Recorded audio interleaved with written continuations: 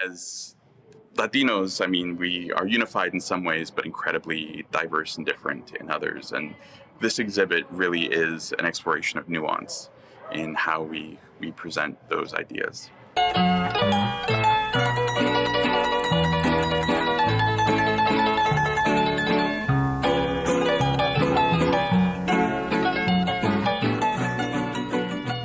Nuestros muertos no se venden. Our dead are not for sale. Javier Viramontes did a piece about sanctuary and how his whole family had served in the army. And it's a long family tradition. And these people that look at us as foreigners, we've been here, we're part of America, you know, and we had to reinforce that. I've been curating here for about 18 years. We started with a tablecloth, a candle, flowers, and a picture. And people reacted to that like it was the Mona Lisa.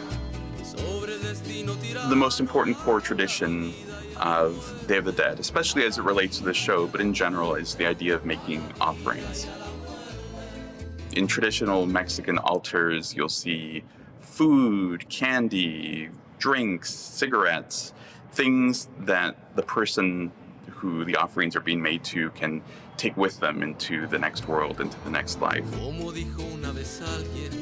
It keeps us connected to our ancestors, and not just our ancestors, but the people who have passed. And because family is so important to us, that community dynamic, it makes it like stick, and it makes it visible. It makes it like, it humanizes it, you know? It makes it present again. When I first started doing it back in '71, I wanted to do something with rituals, ceremony, and history. And, you know, I talked to my partner, Rolf Maradiaga, about this. We did research, and we opened, and it hit a chord. People loved it. I think the line between engaging everyone with our culture and appropriating it is, again, I think it goes back to asking people to bring their visions of what it means to honor the dead.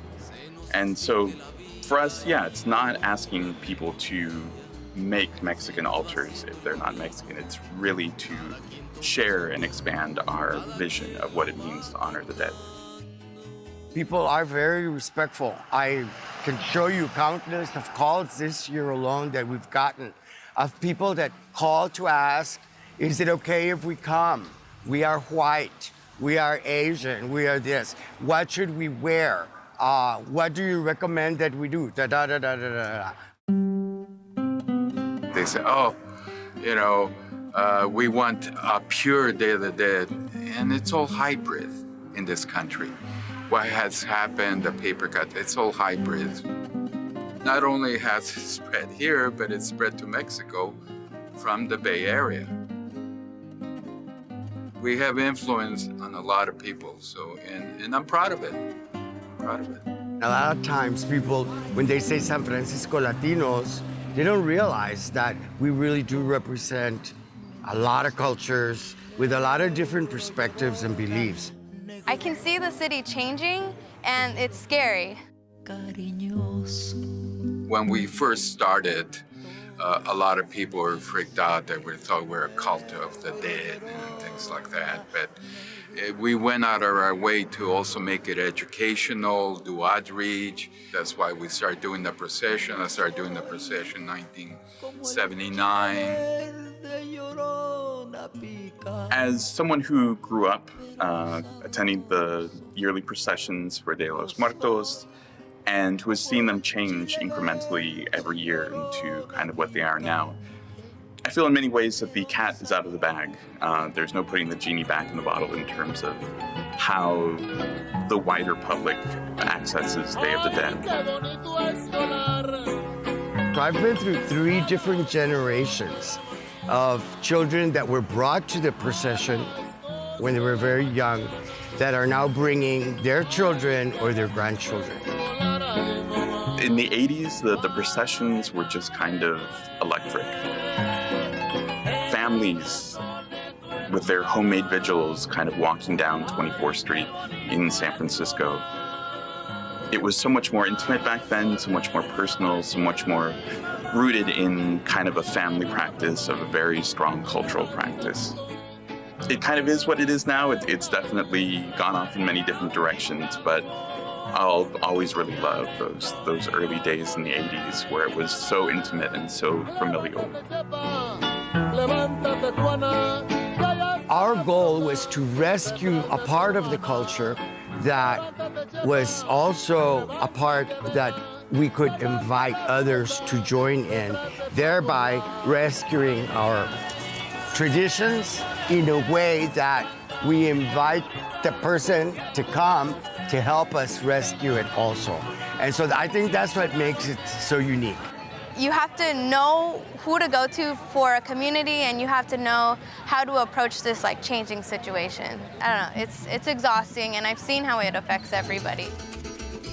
What's happening in Oakland and in the Mission and the relationship with the police, well, it's relevant. And it's relevant that people think about it, that Day of the Dead is not just sugar skulls and paper flowers and candles, but it's become a tradition, non-denominational tradition that people celebrate. Our culture is all about color and all about family, and if that's not present in your life, then there's just no meaning to it, you know? We have artists as Black and brown people, you know, that are in direct danger of the policies of the Trump administration. And I think how each of the artists in the show have responded to that call has been really fascinating and very interesting. The common thread is that we all have something at stake here.